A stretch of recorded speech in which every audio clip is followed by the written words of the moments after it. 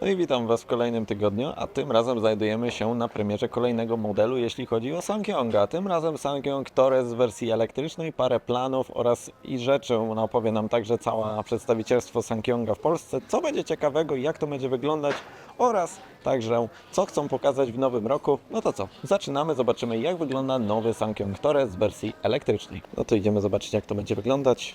Sankyong Torres elektryczny, a my zaczynamy sobie prezentację. A prezentacja dotyczyła tego, jak sprzedają się modele Sankyonga. Okazuje się, że naprawdę jest tutaj czym się pochwalić, bo naprawdę samochody się w miarę sensownie sprzedają na polskim rynku. Corando, Musso, Grand Tivoli, Tivoli to na pewno są dosyć dobre samochody, które warto się nimi zainteresować i widać chętnie też ludzie je nabywają. 3,5 tysiąca egzemplarzy w 2023 roku sprzedane przez Sankyonga. Jest to jakaś sensowna liczba i chcą do tego także pokazywać kolejne nowe modele, takie jak na przykład nowy Torres EVX.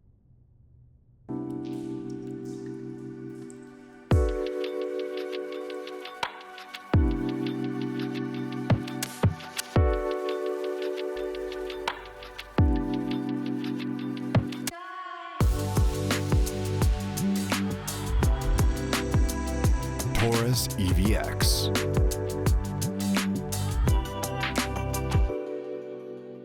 I tak oto wygląda najnowszy Sankyong Torres EVX, czyli samochód, który bazuje oczywiście na Torresie, ale jest samochodem elektrycznym. Został zmieniony tutaj silnik, macie tutaj 204 konie, bateria okolice 74 kWh i jest to bateria, uwaga, produkcji BYD, czyli Build Your Dream, czyli tej słynnej firmy, która buduje już samochody elektryczne i tu właśnie jest zastosowana ta bateria. Okolice 30 minut do pełna, ładowarki nawet do 350 kW mocy, no i jest tutaj troszeczkę elementów pozmienianych względem Emotion Corando, które występowało właśnie jakby wcześniej niż Torres. Bardzo ładnie zmienione także nowoczesne reflektory. Został tutaj taki fajny LED bar jakby pociągnięty, ale nadal macie te charakterystyczne kilka żeberek, trochę przypominających Jeepa, ale o wiele lepiej to uważam wygląda w przypadku EVX-a niż zwykłego Torresa. Mamy także zmienioną całą dolną część zderzaka, pojawiła się aktywna aerodynamika związana także z chłodzeniem baterii, no i takie parę ciekawych elementów tutaj jest. Felgi tu dokładnie od 18 cali aż po 20 cali w takim bardziej klasycznym wzorze lub także takie felgi bardziej ciekawsze, nowocześniejsze. No i pozostałe charakterystyczne elementy,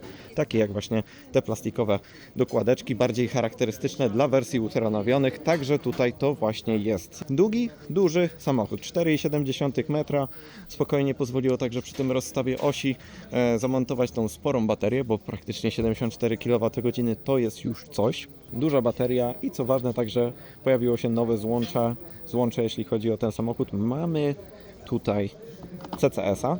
Jeśli chodzi o ten samochód, macie możliwość ładowania według producenta nawet do 350 kW, co daje Wam możliwość uzupełnienia energii w 30 minut lub takie 45 minut ze standardowej ładowarki, jeśli chodzi o taką polską, typową setkę. A tak to zmian zbytnio za dużo nie ma. Ale jest także jedna pewna nowość, czyli Vehicle to Load. Mamy możliwość korzystania z energii naszego samochodu, tak jak z powerbanka. Dzięki podłączeniu specjalnej przejściówki możemy wykorzystywać tą energię do zasilania urządzeń zewnętrznych, po prostu normalnych urządzeń na 230 V, takie jak piekarnik, telewizor, czy jeszcze różnego rodzaju akcesoria kempingowe. Ciekawy pomysł, stosowany także oczywiście w innych markach koreańskich i tutaj także to przywędrowało na wnętrze, a tutaj zmieniło się parę elementów, w szczególności, tak jak zobaczycie, zmieniły się ekrany. Postanowiono dać dwa duże 12,3 cala ekrany. Mamy tu jeden do klimatyzacji oraz wszystkich oczywiście multimediów i tutaj mamy oczywiście wszystkie te elementy związane z samochodem elektrycznym. No i mamy jeden dla kierowcy, który jest teraz po prostu większy. Zmieniono także tutaj wybierak skrzyni biegów. Mamy teraz w wersji takiej Shift by Wire. Jest tutaj po prostu troszeczkę więcej przestrzeni.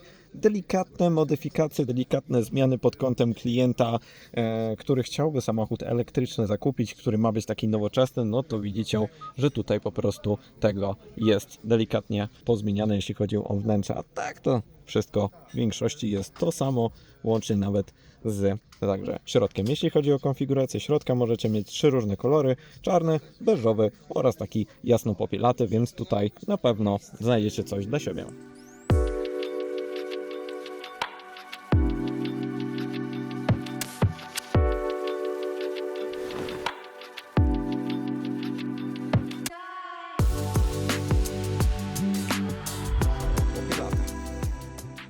Tylna część Praktycznie to samo, nadal dużo przestrzeni, tu nie ma żadnych kompletnie zmian, nadal jest przyjemnie i fajnie. Tak jak widzicie, przestrzeni jest tyle samo, nie zmieniło się to nawet względem tego, że pod spodem jest bateria, która jest zbudowana przez BYD, czyli tak naprawdę Samsunga.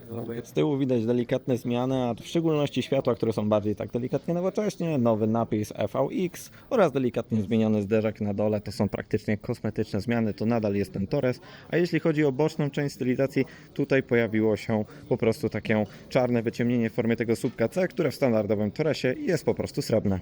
No i tak oto wygląda najnowszy Torres elektryczny. Tak jak możecie zobaczyć, fajny, ciekawy samochód w kompaktowej klasie SUV-ów, który będzie miał zasięg średnio okolice 500 km, no pewnie realnie okolice 400 km.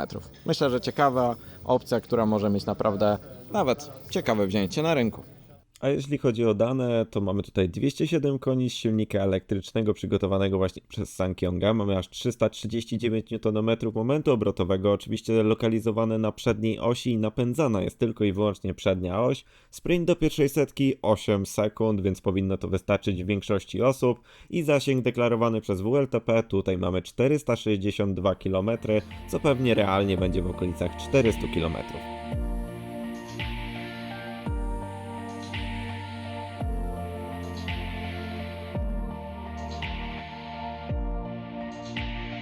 No i tak jak widzicie, tak wygląda Torres FVX, czyli naprawdę myślę ciekawa propozycja na rynku średnich crossoverów z zasięgiem elektrycznym na poziomie 400 km. Myślę, że tutaj SsangYong będzie miał naprawdę dobrą sprzedaż, bo sam Torres już się naprawdę dobrze sprzedaje, a myślę, że wersja elektryczna także będzie miała swoich odbiorców. Jeśli chodzi o ceny, wersja Joy startuje od 189 tysięcy złotych, a najwyższa wersja wyposażenia Wild kosztuje 216 tysięcy złotych, co uważam, że jak za taki segment i taką wielkość samochodu z naprawdę sensownej wielkości bagażnikiem, myślę, że nie jest źle. Pierwsze samochody trafią już do salonów w maju tego roku.